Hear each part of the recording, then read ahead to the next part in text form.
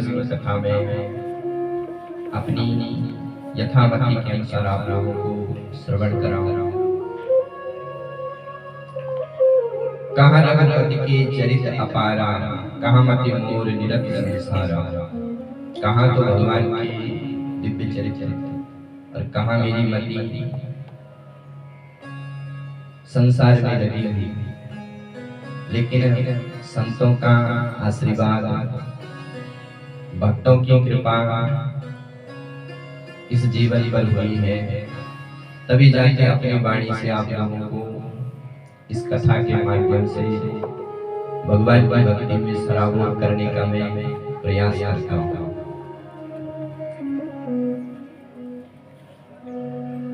संतों की कृपा से और संतों की भक्ति से ही तीर्थ का तीर्थत्व होता है। तीर्थ का महत्व तब होता है जब कोई भक्त उस तीर्थ पर तपस्या करता है। यदि संत और भक्त नहीं है तो भगवान की भी कोई महिमा नहीं है। इसलिए भगवान अपने से ज्यादा महत्व भक्तों को देते हैं। मोरे मन अस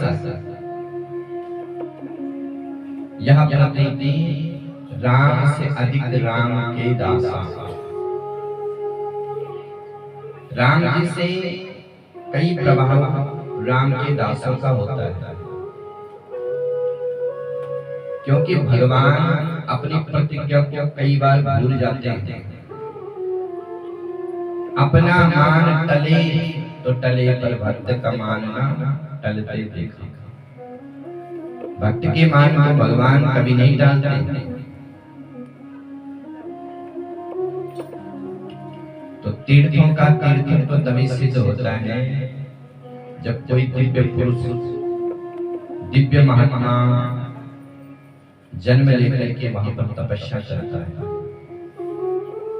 तो आज मुझे महाराज जी की तपस्या के प्रभाव से, उनके भजन से, उनकी सरलता से और उनके दिव्य ज्ञान के स्वरूप हम लोगों को यहाँ पर कई बार कथाओं का श्रवण लाभ प्राप्त हुआ है।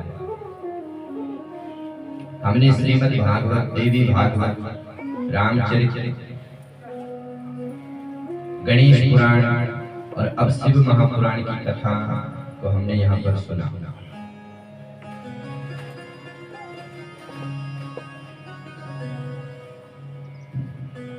एक बार भगवान भोलेनाथ अपने नंदी पर कहीं यात्रा पर जा रहे थे। जगत जननी भोलेनाथ के साथ में विराजमान है। तो चलते चलते जो है भोलेनाथ एक स्थान पर रुके और वहां पर भोलेनाथ ने प्रणाम किया।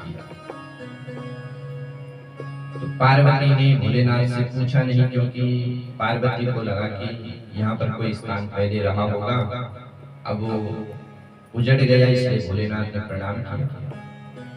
तो भोलेनाथ आगे बढ़े, एक स्थान पर रुक गए, वहां पर बिल्कुल मैदान, कुछ नहीं वहां पर।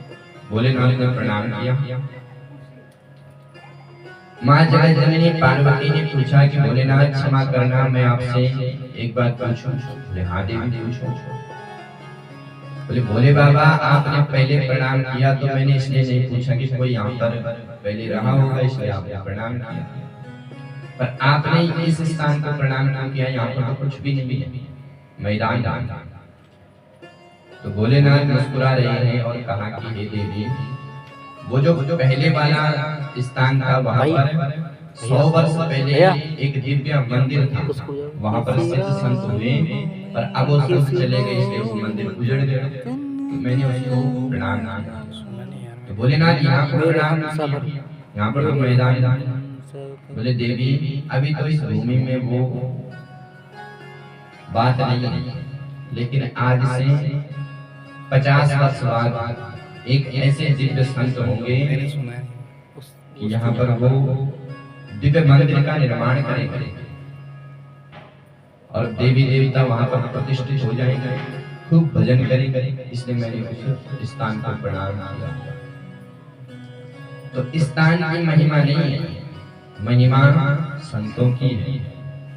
तीर्थी कुर्वन्ति तीर्थानि, तीर्थों का तीर्थत्व तब जागृत होता है जब कोई दिव्य पुरुष वहां पर भजन करते हैं, और भजन का प्रभाव देवी देवता वहां पर प्रकट हो जाते हैं। तो आज हम लोगों के बीच में पूज्य महाराज जी प्रकट हैं, और हम जैसे अधम पापियों पर भी कृपा महाराज जी की हुई, जो हमको यह पुराण, यह दुर्लभ शिव के दुर्लभ रहस्य सुनने को प्राप्त होते हैं। एवं महाराज जी के सहयोग में अन्य भी लोग हैं जो उनका सहयोग करते हैं। हमारे महाराज जी के जो बड़े भाई हैं शिव कुमार शर्मा जी और अशोक कुमार शर्मा जी, हमारी जो बहन जी हैं रीनू देवी, उनके पति का नाम मेरे को स्मरण नहीं है, और भी अन्य लोग जितने भी हैं, उन सबका सहयोग। देखो सहयोग कब होता है?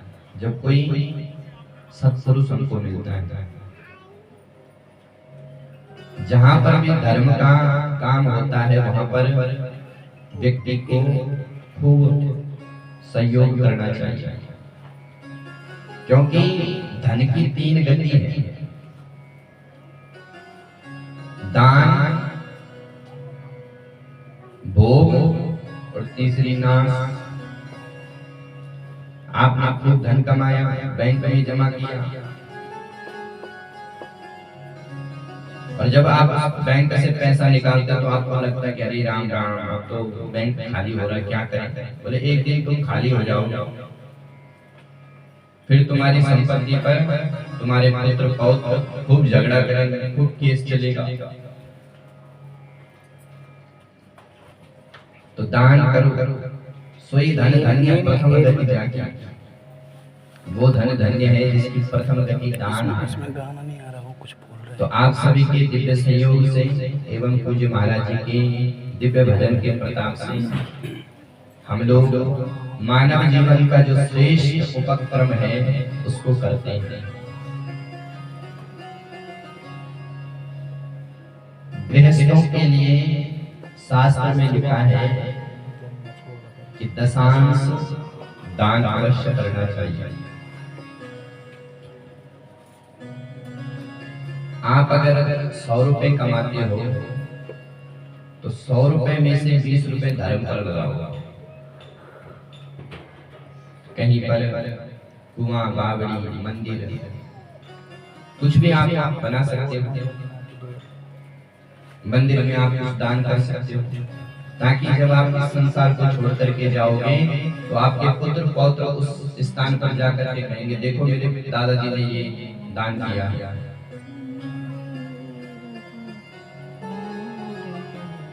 धर्म के काम पर आप कुछ भी कर सकते, कहीं पर भी लगा सकते हो।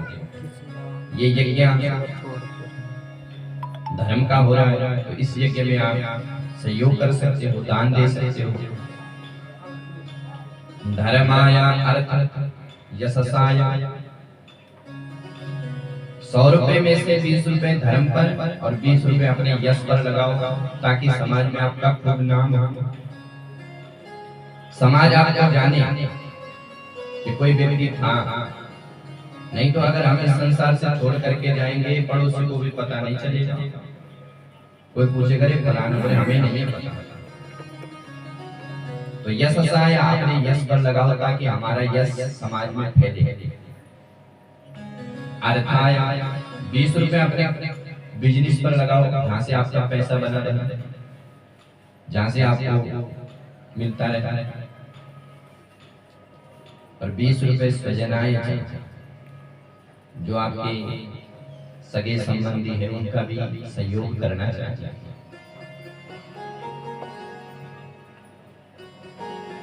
आपसे कोई कर्जा लेने के लिए आएगा, साहब बिटिया की शादी है, थोड़ा मदद कर दो। आपने बिल्कुल मना कर दिया, अरे राम राम राम, हमारे पास तो जहर खाने के लिए पैसा नहीं और तुमको पैसा चाहिए। तो अगर है तो स्वजनाएं जो उनकी भी मदद करो, आदान प्रदान धन का होना चाहिए। लक्ष्मी यदि एक जगह रहती है तो फिर उसमें अलक्ष्मी का वास हो जाता है, इसलिए लक्ष्मी का आदान प्रदान करो।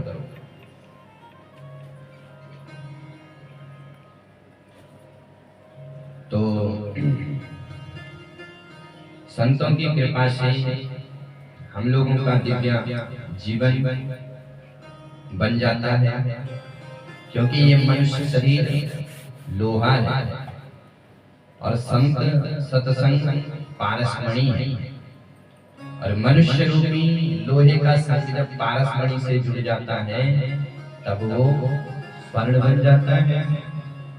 सत सुधरई सत्संगति पाई, सत सुधरई सत्संगति पाई, पारस परस उधार सुहाई, पारस परस उधार सुहाई। श्री राम जय राम जय जय राम, श्री राम जय राम जय जय राम, श्री राम जय राम जय जय राम, श्री राम जय राम जय जय राम, श्री राम जय राम जय जय राम, श्री राम जय राम जय जय राम।